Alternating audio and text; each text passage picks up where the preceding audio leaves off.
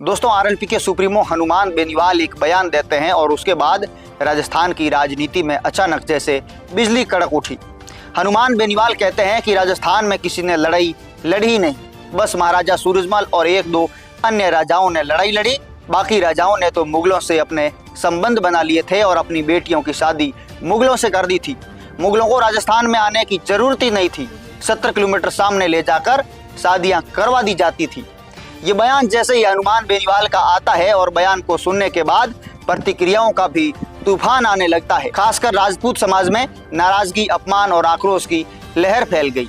लेकिन इन सब के बीच में एक सवाल भी धीरे से उठने लगा कि क्या वाकई ऐसा हुआ था? क्या राजस्थान की वीर भूमि ने कभी शौर्य की जगह समझौते चुने थे? ये जानने के लिए हमें लौटना होगा समय की उस धूल में जहाँ इतिहास की असल तस्वीर छुपी हुई है। दोस्तों, ये कहानी शुरू होती है 1562 से।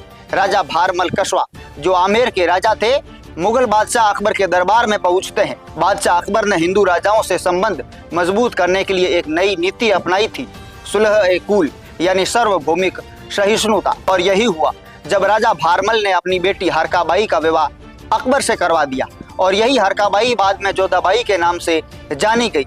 इतिहासकार मानते हैं कि ये जो शादी थी वो दो सत्ताओं के बीच में एक मिलन था, दो संस्कृतियों का एक संगम था। और उसके बाद 1585 में राजा भगवान दास की बेटी मानबाई की शादी भी अकबर के बेटे जहांगीर से हो गई। मानबाई खुसरो मिर्जा की मां बनी, जो एक समय में मुगल तख्त के वारिस माने जाते थे। दोस्तों, इतिहास ने यह सब दर्ज किया है।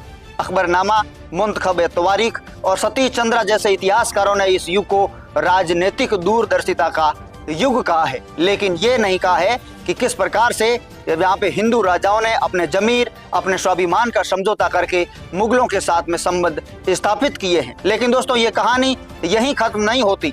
फिर 1570 में राठौड़ राजा मालदेव की बेटी रुक्मावती का विवाह भी अकबर से हुआ, एक संधि के रूप में और युद्ध के बाद शांति की पहल। और फिर 1587 में राजा उदय सिंह की बेटी जगत गोसाई, जिन्हें जोधबाई भी कहा जाता है, उनका विवाह भी सलीम यानी जहांगीर से हुआ और उनके गर्भ से जन्मा खुर्रम, जिसे हम शाहजहां के नाम से जानते हैं, वही शाहजहां जिन्होंने आगरा के अंदर ताजमहल बनवाया था। दोस्तों, इतिहासकार ये भी मानते हैं कि ये जितने भी जो वैवाहिक गठजोड़ हुए थे वो केवल और केवल एक राजनीतिक फैसले थे, आत्मसम्मान और पराजय के प्रतीक नहीं थे। इसका प्रमाण था कि जोधाबाई को मुगल हर्क का एक खिताब मिला, जिसमें उनको कहा गया कि ये मल्लिका-ए हिंदुस्तान है। लेकिन हर राज्य ने ये रास्ता नहीं चुना था। अब ये कहानी घूमती है मेवाड़ की ओर, उस वीर भूमि की ओर जहाँ तलवारें सिर्फ झुकना नहीं जानती थी। राणा सांगा, जिन्होंने बाबर से युद्ध लड़ा, राणा प्रताप, जिन्होंने अकबर को चुनौती दी, जंगलों में भटके मगर कभी समर्पण नहीं किया। उनके वंशजों ने कभी मुगलों से वैवाहिक या राजनीतिक संबंध नहीं बनाए। हल्दी घाटी का युद्ध सिर्फ एक युद्ध नहीं था, वो एक आत्मगौरव की मशाल थी जिसे पीढ़ियां याद कर रही है। अब लौटते हैं वर्तमान पर, हनुमान बेनीवाल के उस बयान पर। तो हनुमान बेनीवाल ने कहा है कि राजस्थान के अंदर ज्यादातर लोगों ने मुगलों से संबंध स्थापित किए, मात्र कुछ लोगों ने, कुछ राजाओं ने लड़ाइयां लड़ी, जिसमें उन्होंने महाराजा सूरजमल का नाम लिया, महाराणा प्रताप का भी नाम लिया। हनुमान बेनीवाल का साफ तौर पे ये कहना है, जिस तरह से अतीत के अंदर ये जितनी भी जो घटनाएं हुई है और ये जो तमाम बातें मैं आपको आज कह रहा हूँ, ये किसी मनगढ़ंत कहानी के रूप में नहीं कह रहा हूँ, बल्कि इतिहास के अंदर समय समय पर इनका वर्णन किया गया है। हालांकि राजस्थान सरकार के पाठ्यक्रम के अंदर भी इन तमाम बातों का जिक्र है। इसके अलावा अकबरनामा और सतीश चंद्रा जैसे इतिहासकारों ने भी अपनी किताबों के अंदर इन सभी बातों का वर्णन किया है। इतिहासकार ये मानते हैं कि कुछ राजाओं ने राजनीतिक कारणों से वैवाहिक गठबंधन किए, लेकिन कुछ ने जीवन भर युद्ध किया जो कभी झुके नहीं। कुछ ने तलवार उठाई तो कुछ ने कलम से संधि की। दोस्तों, इतिहास एक श्वेत है, न श्याम है, वह धूप चाव की तरह जटिल और सुंदर है। लेकिन अब ये सवाल आता है कि क्या हर वैवाहिक गठबंधन गलत था? तो इतिहासकार मानते हैं कि यह बिल्कुल गलत नहीं था।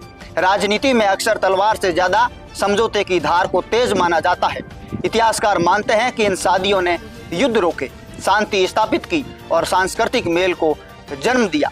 सवाल यह नहीं है कि गठबंधन हुए या नहीं, सवाल यह है कि उन्हें कैसे देखा जा रहा है और उन्हें कैसे समझा जा रहा है। हनुमान बेनीवाल ने जो कहा है इस बयान में, अगर हम ऐतिहासिक उन तथ्यों को देखें तो सच्चाई जरूर है, लेकिन लोग ये मानते हैं कि उन्होंने जिस लहजे और जिस ढंग में कहा है तो वो कहीं ना कहीं इतिहास के एक कोने को नज़रअंदाज कर रहा है। ये लोगों की भावनाएं हैं, लेकिन ये बात बिल्कुल सच है कि राजस्थान का इतिहास एक गाथा है, युद्धों की, रिश्तों की और सबसे बढ़कर आत्मगौरव की। अब फैसला आपका है, क्या हम इतिहास को केवल भावनाओं से देखें या फिर इसको तथ्यों की रोशनी से समझने की कोशिश करें। बहरहाल इस पूरे घटनाक्रम को लेकर के हनुमान बेनीवाल ने जो बयान दिया है, इसको लेकर के, इन तमाम घटनाओं को लेकर के, बयानबाजियों को लेकर के आप लोग क्या सोचते हैं, आप हमें कमेंट सेक्शन के अंदर अपनी राय जरूर दीजिएगा। धन्यवाद।